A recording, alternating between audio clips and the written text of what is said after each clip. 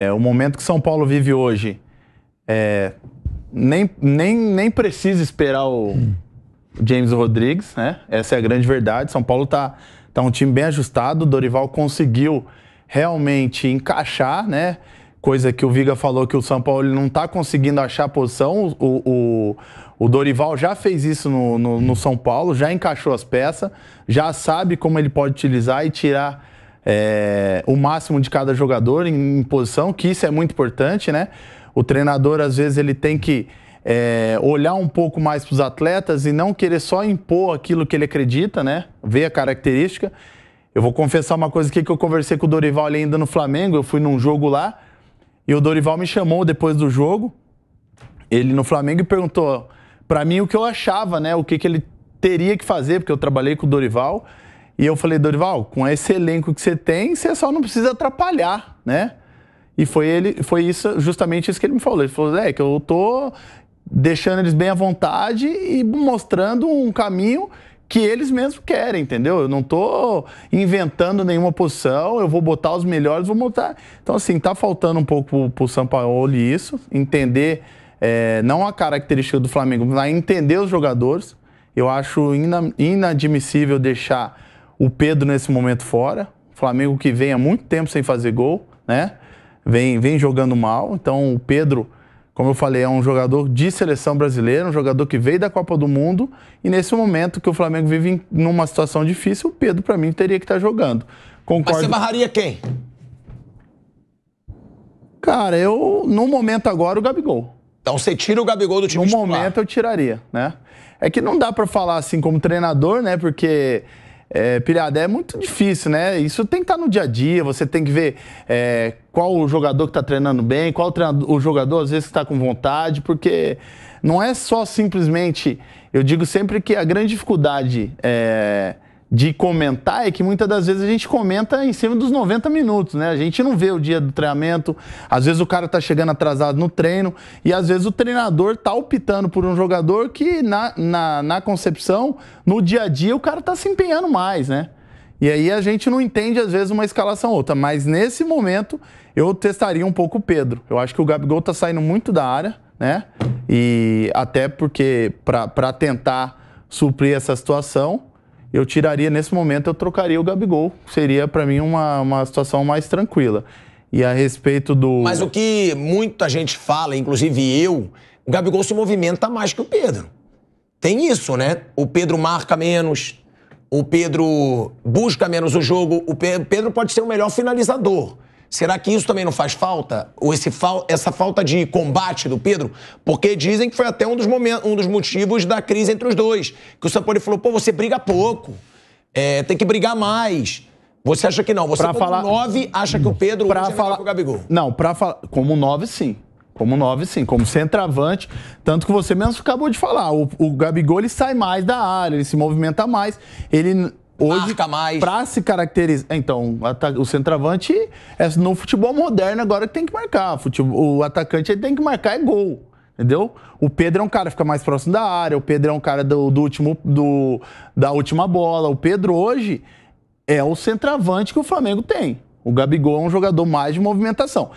Pra falar bem a verdade, eu gostaria dos dois no time, né? Aí, eu não sou o treinador do Flamengo, ele tá no dia a dia, ele teria que encaixar os dois no Flamengo como o próprio Dorival fez.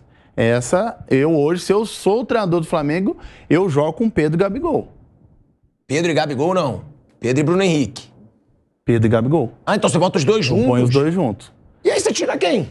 Aí tem que... Você tem Arrascaeta, você tem Bruno Henrique... Aí foi aquilo que eu te falei. Aí você tem que ver na semana de treino, você tem que avaliar qual jogador que... Porque assim, o Thiago, o feeling do dia a dia do treinamento fala muito, conta muito pro treinador. Eu já tive treinador que ele tirou o cara por causa do treinamento, não porque o cara era melhor ou pior do que o outro, mas porque o cara tava chegando atrasado, tava treinando mole. Então, assim, é difícil falar quem eu tiraria, mas que eu colocaria os dois pra jogar, sim. Então você acha que dá pra jogar Bruno Henrique, Pedro e Gabigol? Dá pra jogar, fácil. Olha aí, Piperno, concorda? O Viga também quer falar, já vou chamar ele. Bruninho, você e Piperno, Flávio também.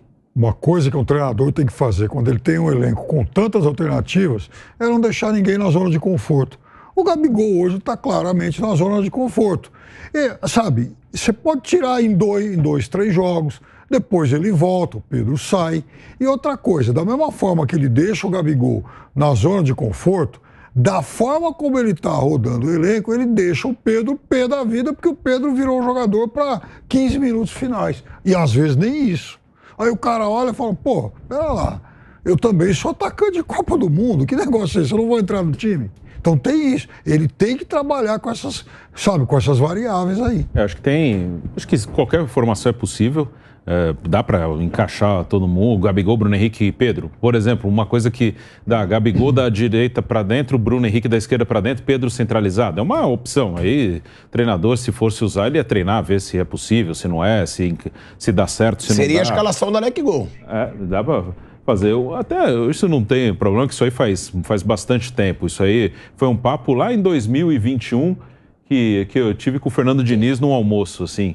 Ele estava até sem clube, ele nem pensava em ir para a seleção. E o Flamengo estava perto de decidir aquele brasileiro de 2020 que ultrapassou 21. Ele falou, eu tentaria, os 3 juntos. O Diniz na época estava desempregado, né? Faz 2 anos já isso aí. Ele falou, eu tentaria. Ele falou isso aí, Gabigol de um lado, Bruno do outro, Pedro de 9. Mas é verdade que o Gabigol não está bem. Hoje o Gabigol, eu gosto muito do Gabigol, já falei várias vezes. Para mim ele é um dos grandes jogadores da história do Flamengo. Mas hoje ele não justifica essa posição de titular absoluto e intocável, pelo desempenho. Hoje realmente não tem essa justificativa. Não, só se você pegasse a justificativa histórica, mas aí eu acho que isso não deve ser levado em conta agora para decidir quem vai jogar o próximo jogo. Nesse momento o Gabigol não justifica esse status, né? Ele é intocável, ele não sai. Ele não está bem. O ano de 2023 do Gabigol é ruim. Claro que ele é muito decisivo. Ele pode chegar na final e fazer o gol do título, como ele já fez algumas vezes no Flamengo. O Flamengo jogou 3 finais de Libertadores com essa geração aí e ele fez todos os gols de final de Libertadores do Flamengo. Então, não estou falando que ele tem que ser tirado e não jogar mais. Só que hoje ele, pela bola, não justifica o status de intocável. Ele não está jogando bem. A gente vai falar já, né, do pênalti. O polêmico pênalti, vou perguntar aqui pro Flávio Prado também, pra mesa toda. Foi pênalti, não foi pênalti, que foi marcado no VAR, o pênalti que originou o gol do Flamengo. Agora, antes eu tô sabendo que o Viga tava brabo ali com o debate sobre Gabigol, Pedro, Bruno Henrique. Quem que você tava esbravejando aí, Viga? Não dá pra botar todo mundo junto, gente. Com todo respeito à opinião de... Não dá pra botar. O futebol é moderno, é pegada, é correria, intensidade.